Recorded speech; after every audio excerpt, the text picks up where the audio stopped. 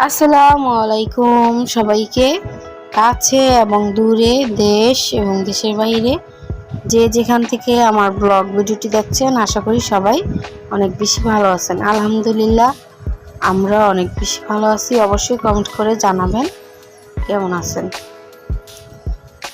চলে আসলাম নতুন একটি দিনে নতুন আরেকটি ব্লগ ভিডিও নিয়ে।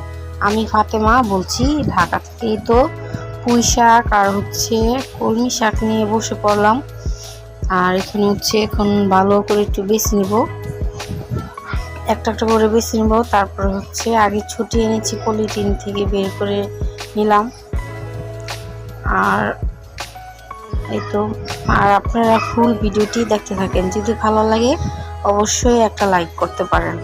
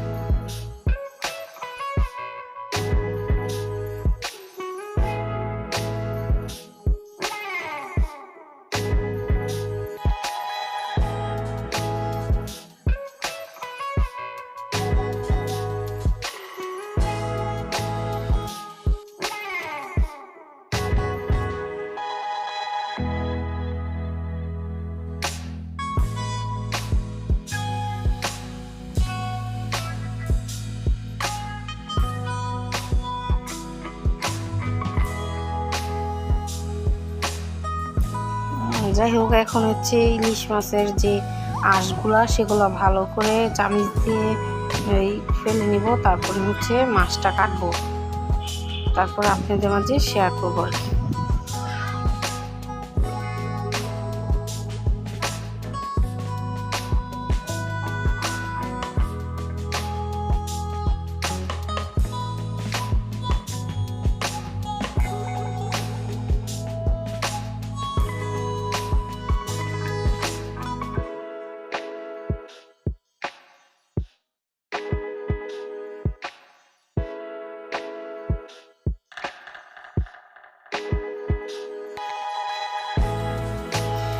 এই তো এখন ইলিশ মাছটা কেটে নিচ্ছি পিস পিস করে। আর আমার হাজবেন্ড ইলিশ মাছ খেতে পারে না, না বলতে খেতে পারে, কিন্তু ওই কাটার জন্য আর কি খেতে চায় না।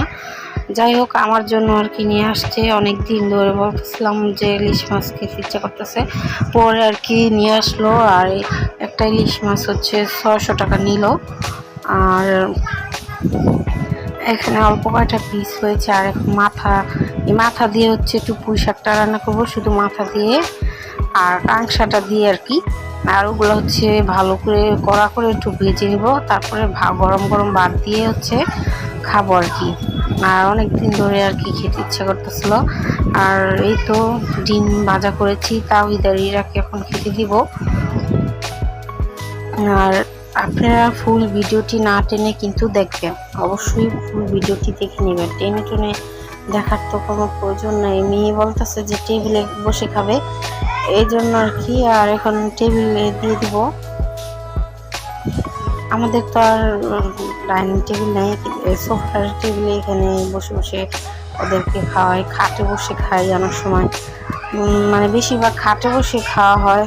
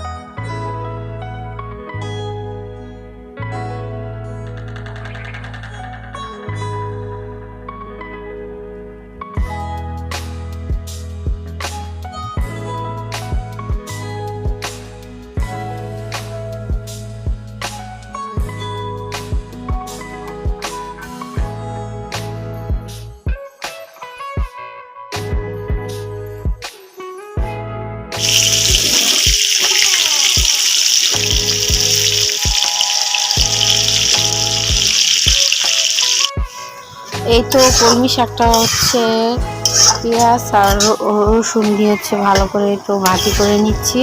পুরো রান্নাটা শেয়ার করা হয়নি, কারণ পুরো রান্নাটা শেয়ার করতে গেলে ভিডিওটা অনেক বেশি বড় হয়ে যাবে, এই জন্য আর কি। এই জন্য আপনাদের মাঝে পুরোপুরি ভিডিওটা শেয়ার করা হয় না। আর ভাজি তো সবাই নর্মালি পারে না, এটা তো আর শেয়ার করার মতো কিছুই নেই। আর এই তো মাছ ভাজা করে ফেলছি। আর শুটকি রান্না করেছিলাম, সুরি শুটকি।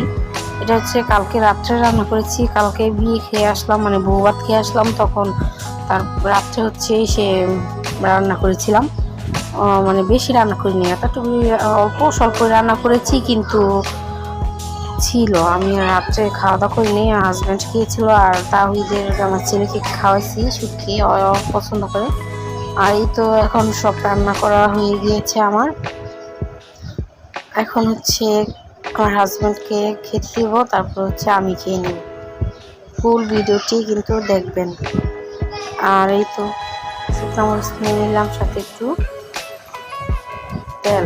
হ্যাঁ, এখন মাছ নিতে গিয়ে হচ্ছে মাছগুলো পড়ে গিয়েছিল, তেল নিতে গেছিলাম। বেশি একটা তেল রাখিনি, কারণ ওরকম আমার ছেলে মেয়ে কিন্তু কাটা মাছ খেতে পারে না, ওদেরকে বেছে বেছে খাওয়াতে হবে। এই জন্য ওরা খাবে না, আমি হচ্ছে খাবো। আমার জন্য নিয়ে এসছে মাছটা। অনেকদিন পর খেলাম, খেতে কিন্তু অসম্ভব মজা লাগলো। আর এই তো কে কে পছন্দ করেন অবশ্যই কমেন্ট করে জানাবেন। হয়তো বা আমি ওরকম সুন্দরভাবে গুছিয়ে ভিডিও করতে পারি না, আর সুন্দরভাবে গুছিয়ে কথা বলতে পারি না। অবশ্যই ভুল টুল হলে ক্ষমাসুন্দর দৃষ্টিতে দেখবেন। আর মানুষ বলতে তো ভুল টুল হবে, কিন্তু আমার মনে হয় বেশি ভুল হয়, এই জন্য আপনারা আমার ব্লগ ভিডিওটি দেখতে চান না, জানি না। আর এই তো মাথা দিয়ে কাংসা দিয়ে হচ্ছে রান্না করছি, আরও হবে। পুঁই শাকটা একদম কচি কচি ছিল, আর একদম মানে সবুজ সবুজ ছিল। রান্নার কিছুক্ষণ পর হয়ে যাবে, আর কিছুক্ষণ পর ডাটাগুলোটিও ভালো করে সিদ্ধ হলো। এই তো ভিডিও শেষ পর্যন্ত চলে আসলাম। আল্লাহ হাফিজ, আসসালামু আলাইকুম।